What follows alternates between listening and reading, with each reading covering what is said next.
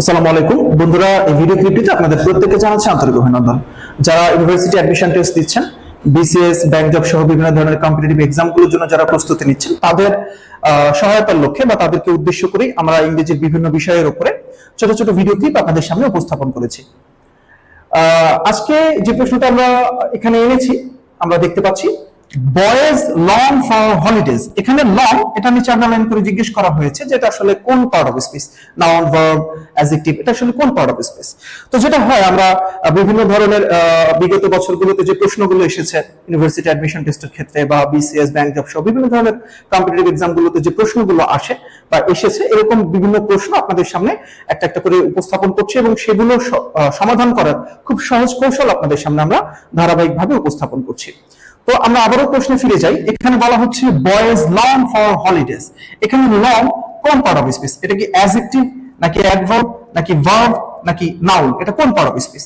তো আমি বিভিন্ন ক্লিপে বলেছি, এর আগে বিভিন্ন ভিডিও ক্লিপে আমি বলেছি বা একটা প্রায় বলে থাকি আমার স্টুডেন্টদেরকে আমি, সেটা হচ্ছে যখন আমরা কোনো ওয়ার্ডকে আইডেন্টিফাই করি এটা আসলে কোন ক্যাটাগরির, এটা আসলে পার্ট অফ স্পিচের দিক দিয়ে কোন ক্যাটাগরিতে এটা পড়বে, এটা যখন আমরা সাধারণত আইডেন্টিফাই করার চেষ্টা করি, তখন আমরা যেটা করি সেই ওয়ার্ডটার অর্থ খোঁজার চেষ্টা করি, সেটা আসলে সেটার মানে কি।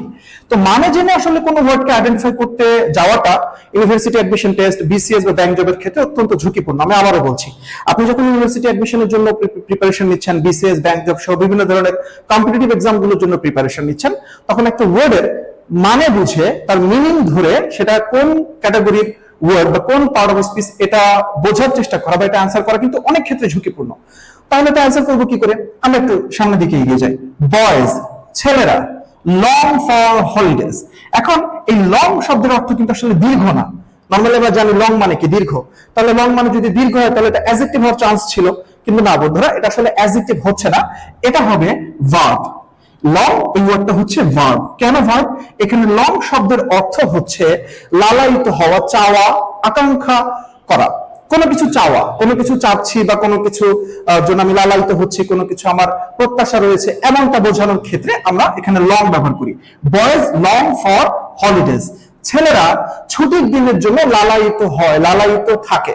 এখন শুধু ছেলেরা লালায়িত হয় না, ছেলে, মেয়ে, নারী, পুরুষ, বৃদ্ধ, আবাল, বৃদ্ধ, বনিতা সবাই আসলে ছুটি চায়। তো যাই হোক, ছুটি সবারই পছন্দ। তো এখানে আসলে লং বলতে বোঝাচ্ছে চাওয়া, লালায়িত হওয়া, আকাঙ্ক্ষা করা। তাহলে এটা ভার্ব। এটা কি? ভার্ব। এখানে লং বলে আমরা অনেক ক্ষেত্রে এটা চিন্তা করতে পারি যে এটা আসলে লং মানে তো দীর্ঘ, তাহলে নিশ্চয়ই এটা আসলে অ্যাডজেক্টিভ হবে না। একটা ওয়ার্ড কোন পার্ট অফ স্পিচ এটা নির্ভর করে তার ফাংশনের উপরে, তার ব্যবহারের ধরনের উপরে, তার অর্থের উপরে নয়। কারণ অর্থ ভিন্ন হয়ে যেতে পারে। একই ওয়ার্ড এক এক বাক্যে তার ব্যবহারের উপর ভিত্তি করে তার অর্থ আলাদা আলাদা হয়ে যায় এবং তার যে ক্যাটাগরি সেটাও বদলে, যেটা মাথায় রাখতে হবে। তাহলে বন্ধুরা, এরকম অসংখ্য চমকপ্রদ ভিডিও ক্লিপ পেতে অবশ্যই ইংলিশ মেলার সাথে থাকুন। সবাইকে অসংখ্য ধন্যবাদ।